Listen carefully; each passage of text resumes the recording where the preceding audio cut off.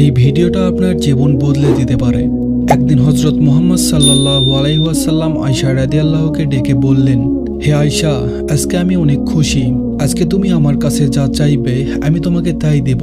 বলো তুমি কি চাও? এই কথাটা শুনে হযরত আয়েশা রাদিয়াল্লাহু চিন্তায় পড়ে গেলেন। আল্লাহর রাসূল সাল্লাল্লাহু আলাইহি ওয়াসাল্লাম তাকে কিছু একটা চাইতে বলেছেন।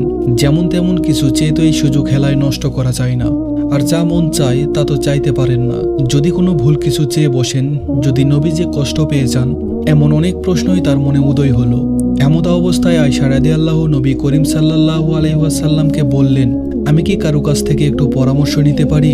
নবী করিম সাল্লাল্লাহু আলাইহি ওয়াসাল্লাম বললেন, ঠিক আছে, তুমি পরামর্শ নিয়েই আমার কাছে চাও। আয়েশা রাদিয়াল্লাহু তখন তার পিতা হযরত আবু বকর রাদিয়াল্লাহু এর কাছে পরামর্শ চাইলেন। আবু বকর রাদিয়াল্লাহু বললেন, যখন কিছু চাইবেই তাহলে তুমি মুহাম্মদ সাল্লাল্লাহু আলাইহি ওয়াসাল্লামের কাছে মেরাজের রাতের এমন কোনো গোপন বিষয় জানতে চাও যা আল্লাহ পাক রাব্বুল আলামিন তার রাসূল সাল্লাল্লাহু আলাইহি ওয়াসাল্লামকে বলেছেন, কিন্তু তিনি সে কথা কাউকে বলেননি। হযরত আবু বকর রাদিয়াল্লাহু আয়েশা রাদিয়াল্লাহুকে এই পরামর্শ দিয়ে বললেন, তুমি আমাকে কথা দাও, নবী করিম সাল্লাল্লাহু আলাইহি ওয়াসাল্লাম যা বলবেন তা সর্বপ্রথম তুমি আমাকেই জানাবে। আয়েশা রাদিয়াল্লাহু সম্মতি দিয়ে নবীজি সাল্লাল্লাহু আলাইহি ওয়াসাল্লামের কাছে গিয়ে বললেন, আমি মেরাজের রাতের এমন কোনো গোপন কথা জানতে চাই যা কখনো আপনি কাউকে বলেননি। প্রশ্ন শুনেই মুহাম্মদ সাল্লাল্লাহু আলাইহি ওয়াসাল্লাম মুচকি হেসে দিলেন। একটু রসিকতা করে বললেন, গোপন কথা বলে দিলে আর গোপন থাকে কি করে? আর বললেন, এই কথা জিজ্ঞেস করার পরামর্শ তোমাকে কে দিয়েছে? নিশ্চয় আবু বকর, কেননা একমাত্র আবু বকরই পারেন এমন বিচক্ষণ প্রশ্ন করতে।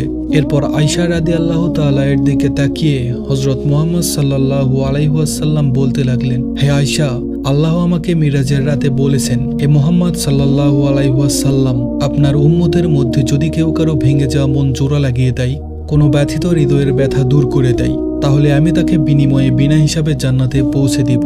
সুবহানাল্লাহি ওয়া বিহামদিহি। এই কথা শুনে আয়েশা রাদিয়াল্লাহু তাআলা অত্যন্ত খুশি হলেন। ছুটে গেলেন তার বাবার কাছে। প্রতিশ্রুতি মতো হযরত আয়েশা রাদিয়াল্লাহু হযরত আবু বকর রাদিয়াল্লাহু এর কাছে এসে নবী করিম সাল্লাল্লাহু আলাইহি ওয়াসাল্লামের বর্ণিত কথাগুলো বললেন। কিন্তু তা শুনে আবু বকর রাদিয়াল্লাহু কাঁদতে শুরু করলেন। আয়েশা রাদিয়াল্লাহু আশ্চর্য হয়ে জিজ্ঞেস করলেন, বাবা, আপনি তো কত ভেঙে যাওয়া মন জোড়া লাগিয়েছেন, কত বাধিত হৃদয়ের ব্যথা দূর করেছেন, আপনার তো সোজা জান্নাতে যাওয়ার কথা, কিন্তু আপনি কাঁদছেন কেন? আবু বকর রাদিয়াল্লাহু বললেন, আয়েশা, কারো ভাঙা মন জোড়া লাগালে যেমন আল্লাহ সোজা জান্নাতে দিবেন, কারো মন ভাঙলে আল্লাহ যদি সোজা জাহান্নামে দিয়ে দেন। আমি না জানিয়ে নিজের অজান্তে কতজনের মন ভেঙেছি, কতজনকে কষ্ট দিয়েছি। এর জন্য যদি আল্লাহ আমাকে জাহান্নামে দিয়ে দেন তখন আমার কি হবে, সেই ভয়ে আমি কাঁদছি।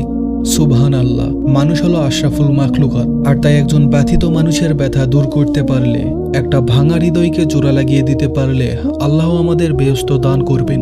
আর এর বিপরীত হলে আমাদেরকে জ্বলতে হবে হয়তো জাহান্নামের আগুনে। আল্লাহ আমাদের সবাইকে রক্ষা করুন, আমিন।